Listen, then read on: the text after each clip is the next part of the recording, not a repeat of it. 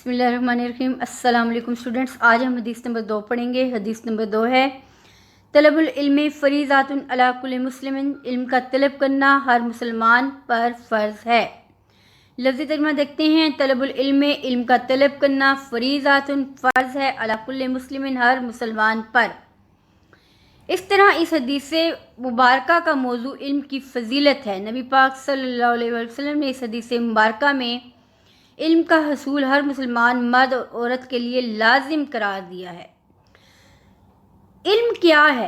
इल्म के मानी क्या है? लफ्ज़ी और शरई। लफ्ज़ी तौर पे या लुग़वी एतबार से इल्म के मानी है जानना और पहचानना, आगाह होना, किसी चीज़ की हकीकत का इदराक होना और यकीन और मार्फत के हैं। और शरई इस्तिलाह में इल्म से मुराद मार्फत इलाही हासिल करना है। यानी इल्म इस सलाहियत का नाम है जिसके ज़रिए बंदा अपने खालिक और मालिक को पहचानता है।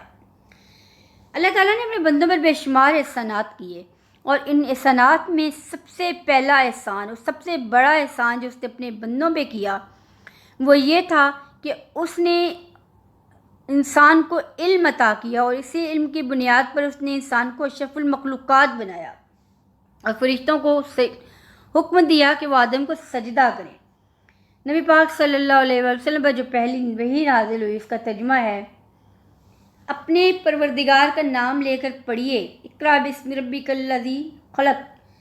खलक़, अपने परवरदिगार का नाम लेकर पढ़िए जिसने पैदा किया, जिसने इंसान को जमे हुए खून से पैदा किया। पढ़िए कि आपका परवरदिगार करीम है जिसने कलम के ज़रिए इल्म सिखाया और इंसान को वो कुछ सिखाया जो वो नहीं जानता था।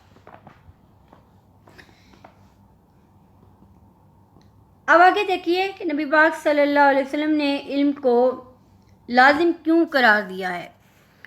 उसकी वजह यह है कि इंसान इल्म के बगैर ना तो अपने खालिक और मालिक का कुर्ब हासिल कर सकता है और ना ही दुनिया में तरक्की कर सकता है। इंसान की इसी बुनियादी ज़रूरत के पेश नज़र नबी पाक सल्लल्लाहु अलैहि वसल्लम ने इनको लाजमी करार दिया और इसका हसूल सिर्फ मर्दों पर नहीं औरतों पर भी फ़र्ज़ है। औरतों की तालीम और तरबियत पर भी इतनी ही तवज्जो देनी चाहिए जितनी बच्चों या लड़कों की तालीम और तरबियत पर तवज्जो दी जाती है। कहा जाता है कि एक मर्द की तालीम एक फ़र्द की तालीम है और जबकि एक औरत की तालीम एक ख़ानदान की, एक फैमिली की तालीम है, इसलिए कि औरत की गोद में एक नस्ल परवान चढ़ती है। इल्म की बुलंदी के दर्जात के सबब अल्लाह ताला का इरशाद है, तुम में से जो लोग ईमान लाए और जिन्हें इल्म दिया गया अल्लाह इनके दर्जात बुलंद फरमाएगा। अल्लाह ताला ने इल्म वालों के दर्जात बुलंद फरमाए हैं। नबी पाक सल्लल्लाहु अलैहि वसल्लम का एक और फरमान है, आलिम की फ़जीलत आबद पर ऐसी है जैसे मेरी फ़जीलत तुम में से किसी अदना शख्स पर। रसूल इल्म के लिए उम्र की कोई कैद नहीं।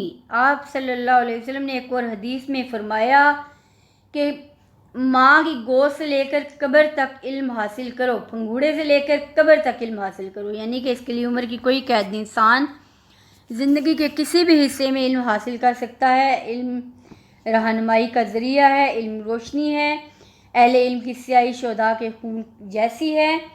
जिस तरह शुहदा का खून मुक़द्दस होता है इसी तरह उलमा जिस स्याही से लिखते हैं वो मुक़द्दस है, क्योंकि अल्लाह ताला ने इसी इल्म की बदौलत इंसान को मसजूद मलाइक बनाया। फ़रिश्ता मुझको कहने से मेरी तहकीर होती है। फ़रिश्ता मुझको कहने से मेरी तहकीर होती है। मैं मसजूद मलाइक हूँ, मुझे इंसान ही रहने दे। यानी कि इंसान का मुकाम फ़रिश्तों से बढ़ के है। इन्हीं फ़रिश्तों ने इस इल्म की वजह से आदम को सजदा किया। अल्लाह ताला इस हदीस मुबारक की रोशनी में हमें इल्म हासिल करने की तौफीक अता फ़रमाए। और हकीकी इल्म यह है कि हम अल्लाह ताला के दीन को, दीन मोहम्मदी को समझें, उस पर अमल पैरा होने की कोशिश करें। इस दुआ के साथ कि अल्लाह ताला आपके और मेरे इल्म में बरकत कसीर अता फ़रमाए और हमें नफ़ा बख्श इल्म अता फ़रमाए। आमीन।